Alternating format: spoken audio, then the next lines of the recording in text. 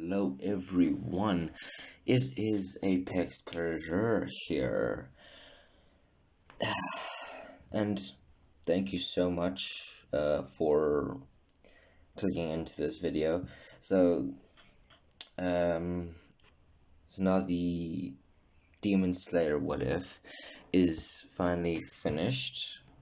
I'll be doing another What If commented by this person that I had a comment. Well, um, just thank him for this new idea of Black Clover. And I'm not gonna spoil too many things. If you want to have a look at what he said there, yeah. So Crimson Narrator, thank you so much for the idea, and thank you for sending me the details. Anyway, after this, well, let's get into the video. What if Deku was Bill Ciphers' son? And we left off after he had his first day at school at UA. He's going to, well, he's at home. He's with Bill Cipher and Enko Cipher. Now we cut to All Might, and he's thinking to himself, I wonder if young Cipher would be a very good fit for One for All. There's so many good students, but he's the strongest out of all of them. So many abilities, so many quirks. Wait a minute. So many quirks? How could that be? Is he connected to All for One? No. Bill Cipher. His father is a very strong and dependable man. He's famous, you could say. Darn it. Is he or is he not connected? Or does he just have a lot of abilities? This is really confusing. I'll try and talk to him. I guess when they start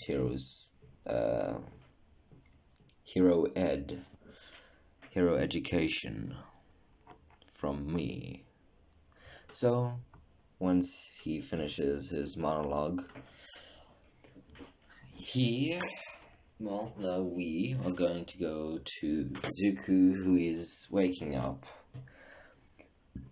As he takes a nice yawn and gets up from his bed and teleports his clothes off as he goes into the shower and freshens up for the day and takes a shower or whatever you guys want to imagine him doing.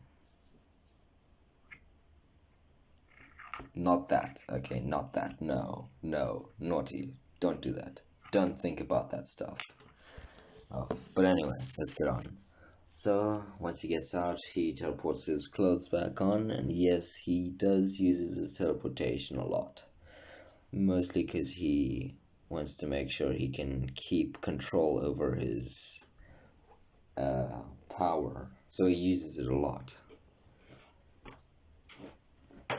So, he goes out of his room and gets breakfast from his mother, Enko, who had just finished, as he says bye to his mother, Enko, and Bill Cipher, as Bill Cipher has a very busy day today, as he is needed in a different spiritual realm. So he's going to have to leave for quote-unquote work. So yeah, so he still has other things to do. He still has to go to back to his original dimension to take care of Gravity Falls timeline. But I'm not gonna get into Gravity Falls, okay? Nothing's gonna happen there. So he's just gonna take a few days away from Izuku. As Izuku leaves the house and goes to UA, he meets up with Uraraka and Ida as they're heading to class as well. And honestly, I have no idea who's gonna be this ship. So suggest someone. Like, I get small amount of comments about certain things, so 1-2 comments I'd be fine with, or maybe all 50, 60 of you or other people who are watching. But yeah, so just say what you want the ship to be. Okay, now we cut to Bakugo walking in as he stares at Deku. He's like, as he's mentally thinking, is like, you little bastard. How dare you be stronger than me? As he's still pretty furious of the previous day. So what he does is he goes to his seat in front of Deku, just like taking a slight, looking slightly behind him, trying to stare down at Deku.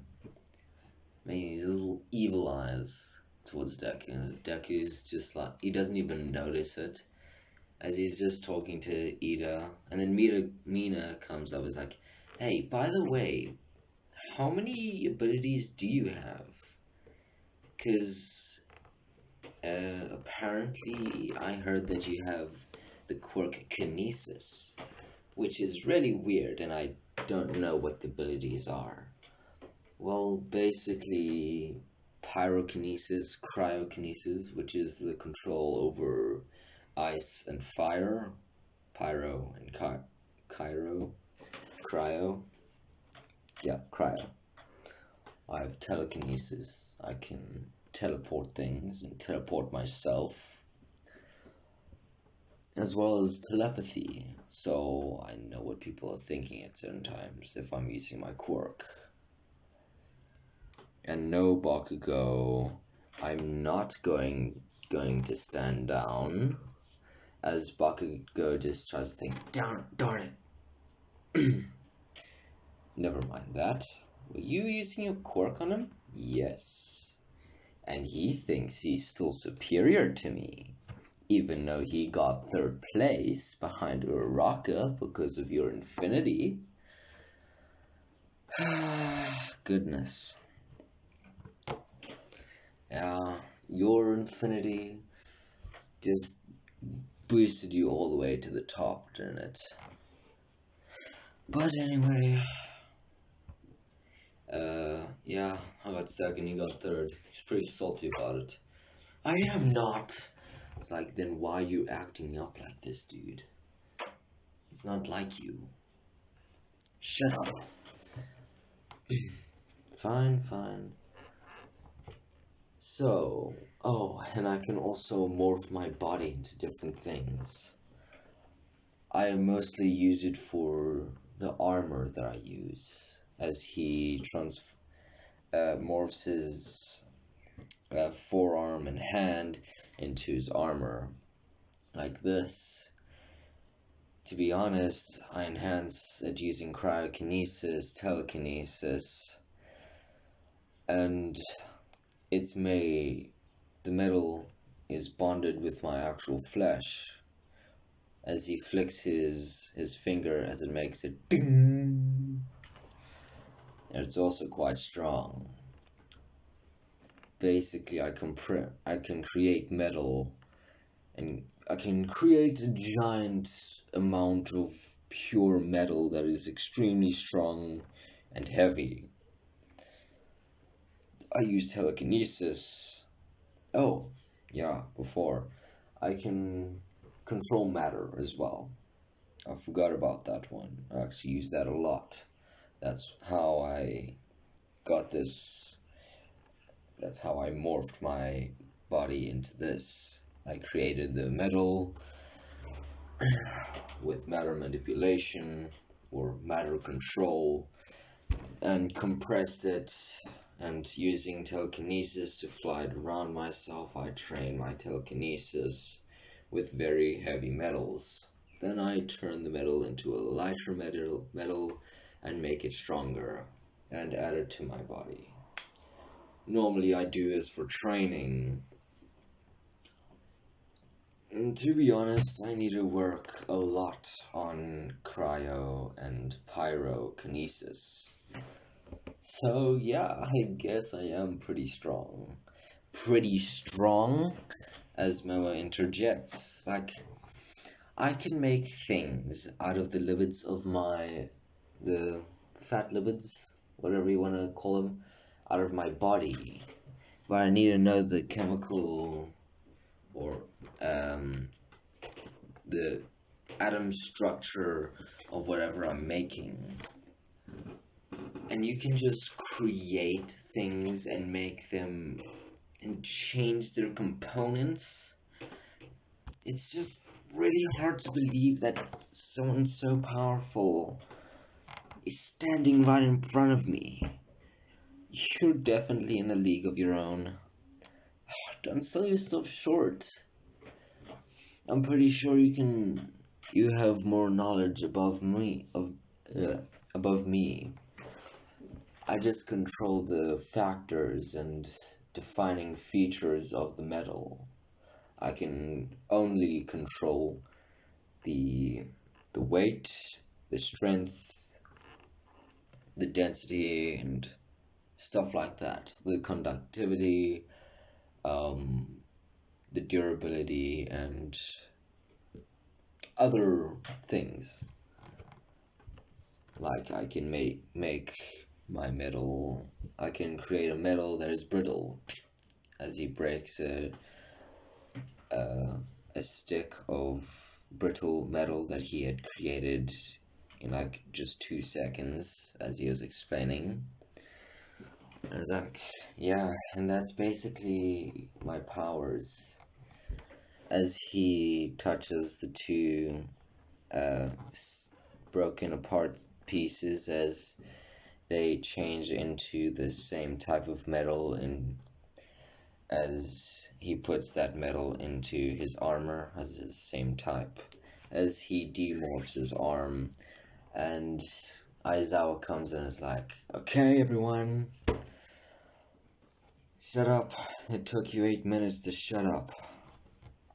Great, that's unacceptable. Well, you should have come in to the class and shut us up before 8 minutes even arrived, sir. Don't be smart with me, kid. Fine, be like that. Aizawa... Shota Aizawa, wow! Eraserhead! I didn't even introduce myself. Telepathy. If you read my quirk file, you would have known that. You're definitely a lazy person. If I were a teacher, I would make sure I know all the quirks of every student, sir. As Aizawa takes this as a challenge. Okay. Anyway, let's get on with class. Oh, shoot. Completely forgot that they had already met. Let's just say that he didn't actually state his name. He just said Eraserhead, not Shota Aizawa. Like, okay, so how do you know my name? Telepathy. And then so on and so on. Sorry about that. brain got floppy. So they carry on with the day until it was Hero Ed, where Deku can feel the presence and cell structure of a giant yellow-haired man running towards the room. It's like, All Might? As All Might bursts through the doors like, I am here! Walking into the room as a hero! Yeah, truly a hero, isn't he? As Sarah states, it's in Kaminari. It's like, yeah, he's so cool, dude. As everyone starts bickering, some of them are cheering. As Deku is like internally like screaming and fanboying, because he likes All Might. What can I say? And he still does have his notebooks, because he wants to know everything about each hero, so he knows what's going on at all times. So, once everyone starts to calm down and be quiet, he starts talking. I am here to teach you Hero Ed, for I am your Hero Ed teacher. And for today, this lesson will be combat training. As he has this very slightly sinister hint to his smile. As he's like, I'm going to make these children fight each other. Yes. If you get what I mean. And so, he continues, and what are heroes without their costumes? As he clicks a button and presents the suitcases of their costumes. As one of them is empty. As you already know why. You definitely already know why. I've said this in the first or second episode. But yeah, Deku already wears his thing, as he can just morph into it. So he doesn't need an actual hero costume. You can make tweaks and things and change things into his armor to upgrade himself. It's like, and there's one missing, and that would be mine, sir. I don't need a hero costume. I have mine in my armor, as I can morph into it. As he used, because he doesn't have all the powers of Bill Cipher. He has a select few, which are the ones that I've stated already. It's like, okay, young Midoriya, that seems like a very good thing. It is. As he turns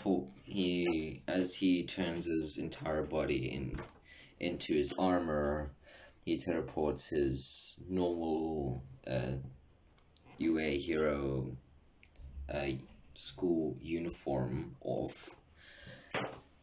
As he starts going to ground beta with All Might. As everyone starts arriving at the observation room, and they start talking a little bit, and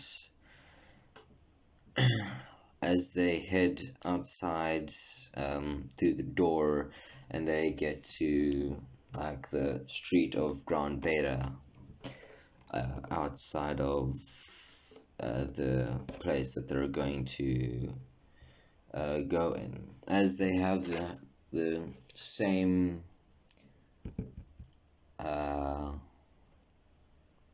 conversation about the heroes and villains explanation, as some slightly different questions come up because it's an altered timeline or altered universe of My Hero Academia, why wouldn't there be any altercations and a few questions?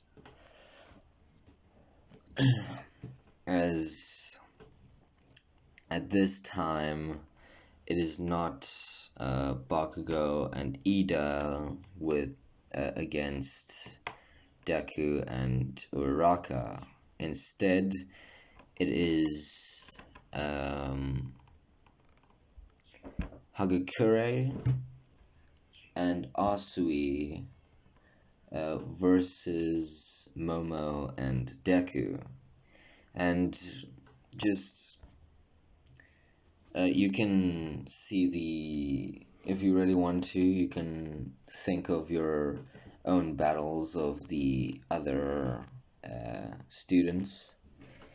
But I'm just going through this as Bakugo curses inside of his mind. Is like, language, Bakugo. It's like, oh come on, I can't fight you. I was really hoping that I could beat your face in, but Deku. Why do you still call me Deku? I'm stronger than you. As he pauses, as he just as he remembers the revelation that he went through in the previous episode. As a previous episode that he had that I did, he just remembers everything as he had become a slightly better person, but not too much. He still calls Izuku Deku because it's a habit that he has, and he's always been mean and aggressive to everyone. So yeah, that happens, and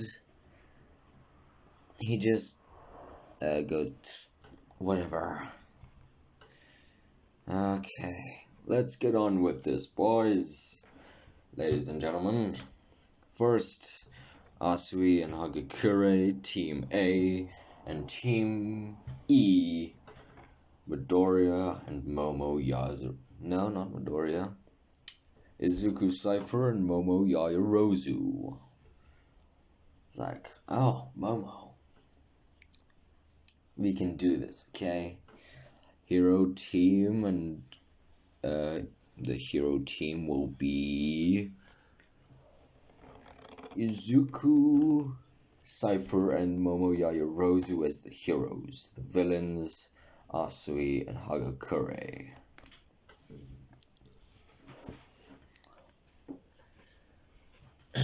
So,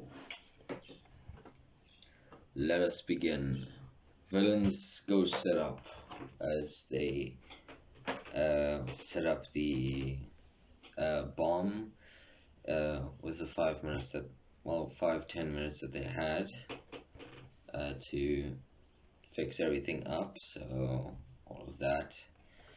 So Hagakure takes off her gloves and hides behind the front door, and Asui is guarding the bomb as she is sitting on top of it, making sure that she has an eye on everything inside the room. As Deku can feel, he can literally feel everything within his vicinity. So he can feel the presence of Hagakure next to and behind the door.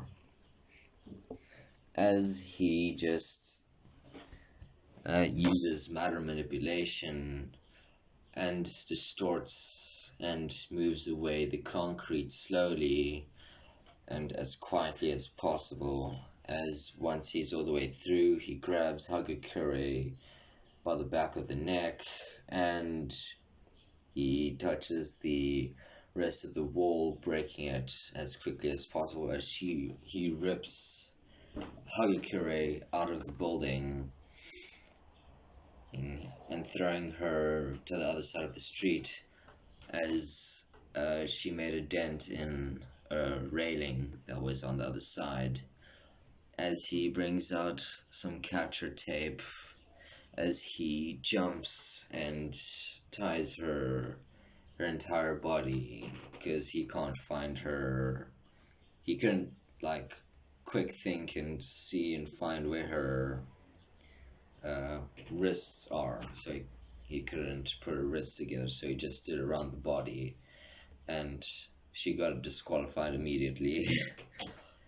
As All Might states that over the intercom that Hagakure had been disqualified.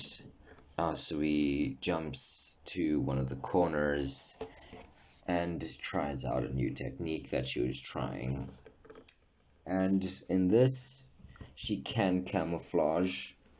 Earlier on in the series, like literally in the beginning of the series, she can camouflage. So she camouflages in the corner as the other two walk in through the broken wall, and they go up the stairs searching for the bomb. Deku already knows where it is, but he needs Uraraka to have a little more credit in the entire test. So she goes on ahead and looks for the things as he's just casually walking up, thinking actually about his dad. He hadn't actually seen the rest of his actual abilities, as he has only the ones that I've mentioned. He doesn't have the rest of them. As he just thinks back, and there's a small thing in the back of his head that he has precognition and clairvoyance, which he can either see into the past or slightly into the future, like Sir Night-Eye, but like way more OP. So he knows exactly when everything is happening, but he can't get to that ability because what Bill Cipher had done is that he had locked that ability away, because Midoriya already had that ability, but because he locked it away, so he couldn't look into Bull Cipher's past and see all the havoc that he had created. So, but the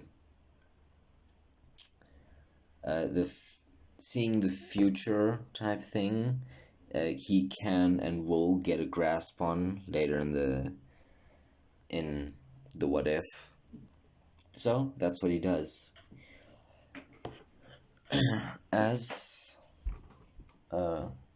he finally gets to the top floor where Asui and the bomb are, Uraraka enters, seeing no Asui around, as Asui just crawls along the wall, sticks her tongue out, grabbing Uraraka and bringing her towards her, while knocking her to the ground, knocking her out.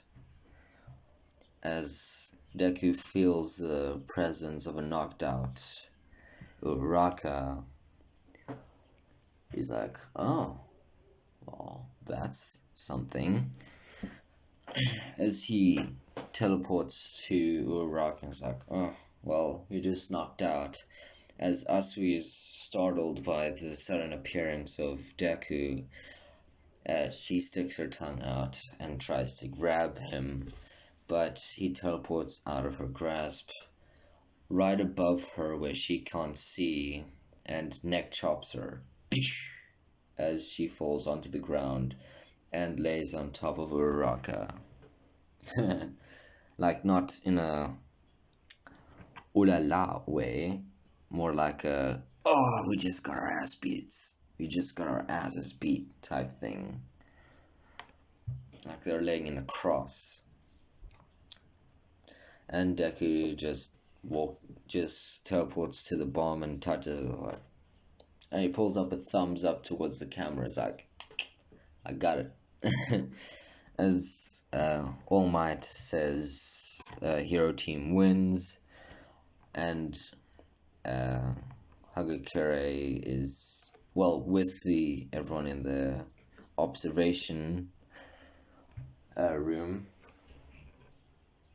Deku teleports both of the two girls inside of the room that he's in, Uraraka and Asui, to Recovery Girl, as he teleports himself to the observation room, as everyone has their own fights and battles. I'm not gonna explain it because it's a bit weird. Oh wait, no, yeah, Momo instead of Uraraka, sorry. Yeah, so just think of, when I was saying Uraraka, just think of Momo. Sorry about that. You know, when you get used to a character being there. I've been so used to Uraraka being in the position of partners with Deku in this scene that I altered my own what if. Okay, so sorry about that. Momo is supposed to be with them, as Uraraka is with another person doing their own thing. So once that day is over, they go home, and Enko says that your father has gone on a business trip, as Bill had explained to her. It's like, oh, okay, well, I guess I'm never really gonna get how his job works, honestly. Well, as he says it, he watches over a domain, which is the Gravity Falls domain, as well as the My Hero entire Japan world thing. As Deku just says thanks to his mom for the dinner and goes to sleep. The next day they come back to school, have a normal day, some combat training from Aizawa, just like physical exercise and gym, and slight quirk training. As basically at this time, Deku can withstand a 100% smash from an All Might, from one punch from one for all from All Might, and be completely fine, but like slight damage, like maybe the smallest dent or crack, depending on how brittle or malleable he made his metal.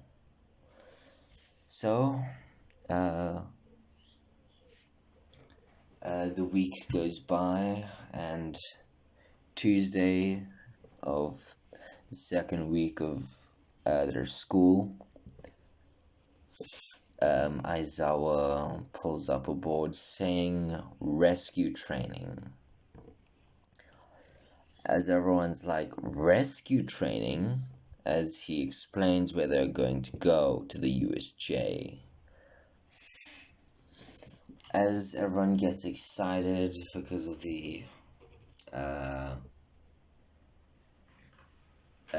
no, I'm not gonna make that joke. The unforeseen simulation joint. As they get their stuff ready, Deku makes his armor all the way up to his neck, and his head is armored up. As they're talking, and because basically everyone already knows what Deku's powers are, Asui never says and talks about his, because they already know his. As they finally arrive to the USJ, Aizawa says, "Okay, get out. I'm already getting a headache today of you kids. Be nice, Mr. Aizawa. And could you stop with the flask in your sleeping bag? I can sense it." "How the hell do you know about the flask?" "I can feel every atom and every cell in everyone's bodies. I can feel everything. I can feel where things are. That's how I knew where Hagakure was, because I could sense the cells in her body and her movements. But to capture her was a different thing. I didn't know where her arms were, so yeah. Okay, I guess. And no, you can't bring a bottle of alcohol. That is inappropriate." Like, darn it. Just keep it a flask. I won't tell the other teachers. As he had been just like talking to Aizawa separately from the other group, so they don't know about the flask. As they just eventually get into the USJ, as 13 explains the whole how croaks can be very dangerous, her explaining how they use it and stuff like that. Deku already knowing how to control his own quirk, so he doesn't technically need this conversation. So Kirishima notices something in the background, so does Mina, and Aizawa noticing that there's not supposed to be any fake villains, as Kirishima stated. Sorry for the small pauses, I have to make sure no one's making any noise in the background. So the villains attack, and Aizawa tells 13 to protect the children, as Deku literally creates a second him that is basically a weak copy of him that is literally just moving armor. There's no organs and stuff inside of it.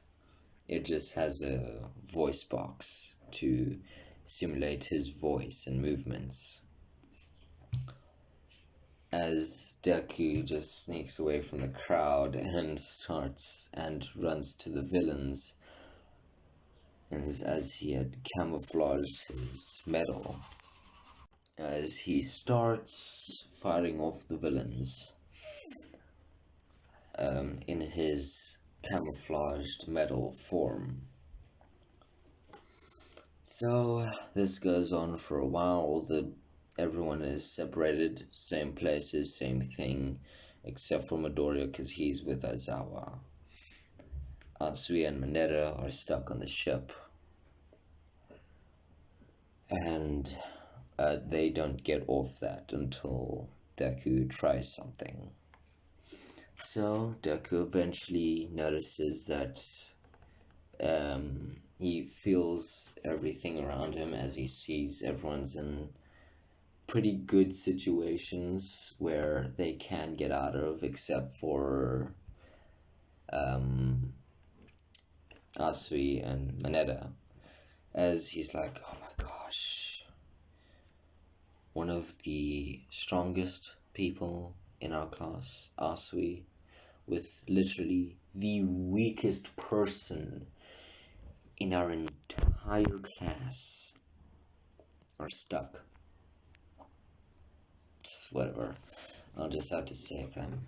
As he teleports to the edge of the water place, as he modifies his basically his face to basically become a little bigger, as well as his entire body armor to be slightly bigger, so it looks proportional, as he adds oxygen and basically air filters to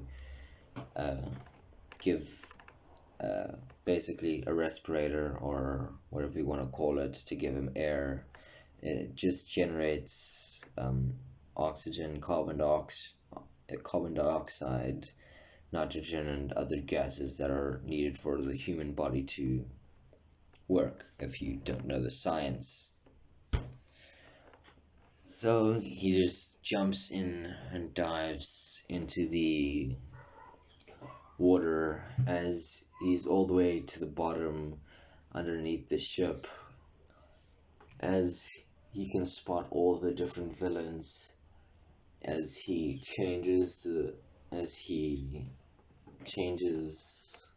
a few threads of water going towards the villains, as basically changes a little bit of the water to become steel threads that are connected to his fingers, and the wires are like hovering around their bodies, and he pulls all the villains as he retracts the metal into his own hand, into his own armor, as all the villains are trapped and entangled in steel threads, as they are all stuck in the water, as the steel threads get thicker and thicker,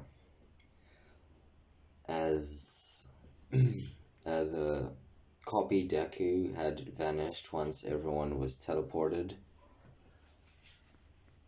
and the copy deku jumps in as well, having the same filterization, technically same filterization for the armor, as the copy deku grabs the villains and takes them away, as Deku camouflages as clone and basically takes off the camouflage and swims up and jumps onto the boat, like, hey guys, sorry about that, as his body just goes smaller, taking away the filterization and size thing that I was talking about, proportional size difference, as he gets on and says, yeah, I took care of those villains, they're probably at the bottom, I don't know, drowning, I guess, but I'll deal with that later, as he touches touches Moneta as he teleports like to the edge of the water, the flooded zone, as he puts his hand on Asui as she teleports and he teleports, as they're all there, as they see the Nomu crushing Aizawa's face. Jeez, I was gone for like 2 minutes and this is what you get yourself into, as he jumps out and he basically expands his armor, basically the same thing he did with the ball throw, but with every muscle in his body. He just bulks that up just with the armor over it, as that is also enhancing his strength, as his body is completely engulfed in fire, as yeah, basically he's completely engulfed in fire as he dashes towards the Nomu and punches it straight in the gut, breaking its bone. It's slightly breaking its ribs, but the shock absorption took most of the damage away from it, so it's not that much of a crack. just more of a tiny fracture that was healed very quickly. As the giant Nomu was sent back a few meters, as Deku just taps Aizawa on the chest, well, on his back, because he was on his stomach when he was being crushed by the Nomu, and he basically used telekinesis to accelerate his cell regeneration process to heal him. As he just gets, I was like, I thought I was gonna die there. Well, you didn't, as he smacks Aizawa in the face, but as he touches Aizawa, he disappears all the way to 13, where 13 has been injured. As Deku just debuffs from his buffened state, as he dashes or teleports to the two, as they teleport to 13 as well. Everyone, most of them gathering up and going to the stairs where 13 is, and Aizawa, as most of the villains had been taken care of.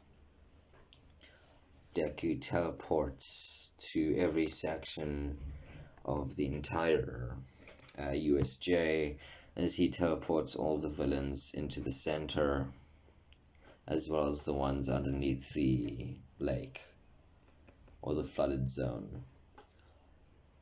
And all the students had also been teleported by Deku to the top of the stairs, as he's just in front of everyone, is like, yeah, I'm gonna have to beat you guys up, as he bulks up again, surprising everyone, as he is twice as big. Okay, so normally he's 6 foot. Okay, he's 6 foot. When he's buffed up, he's 7 foot. Now he's 14 foot. He's massive.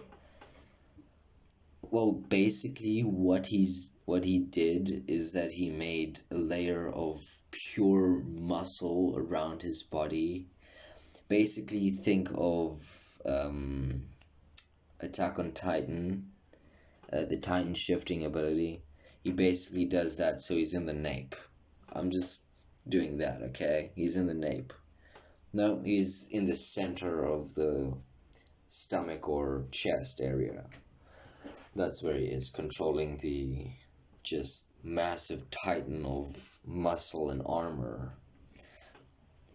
So, like, he's taller than the Nomu itself, because the Nomu, I think, was 10 feet? 9 feet? I'm not sure. But he was taller than All Might. So he basically just grabs the Nomu by the chest, as his hand is ginormous, as he just starts crushing it with his grip strength and his hand strength, as the Nomu is screeching and scratching, trying to scratch into the metal of the armor, but he can't. So the Nomu eventually just gets crushed, and its spine just collapses as its entire body is destroyed.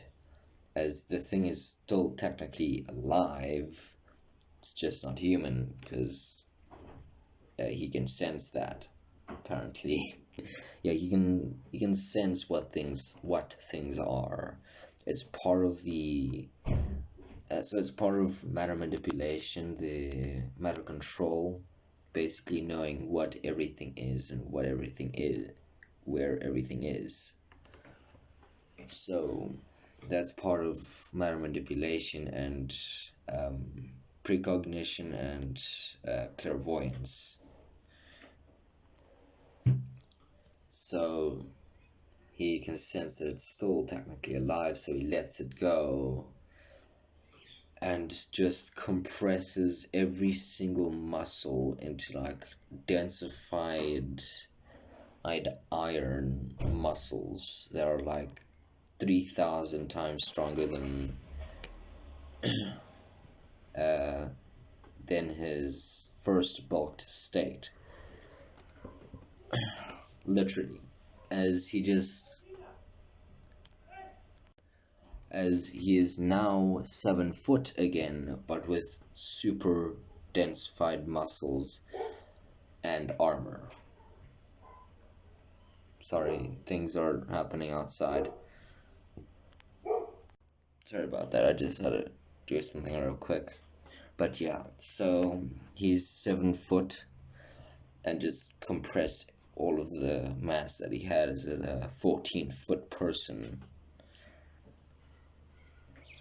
And so he just leaps like super fast leap, like what the Nomu and All Might can do in the USJ attack, as no one can see it besides All Might and the Nomu, but like twice as fast, so the Nomu can't even comprehend the speed as he comes with his hand as he sharpens,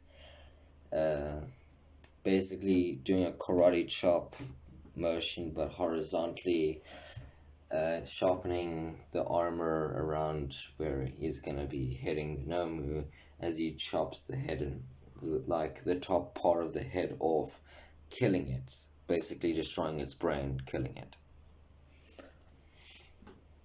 And yeah, that is what happened. As all of the villains are swiftly taken out by less of a lethal neck chop, and all of them were just knocked out as Kurogiri is trying to fend off Deku, as Deku is trying to attack, but he keeps teleporting him away. Like,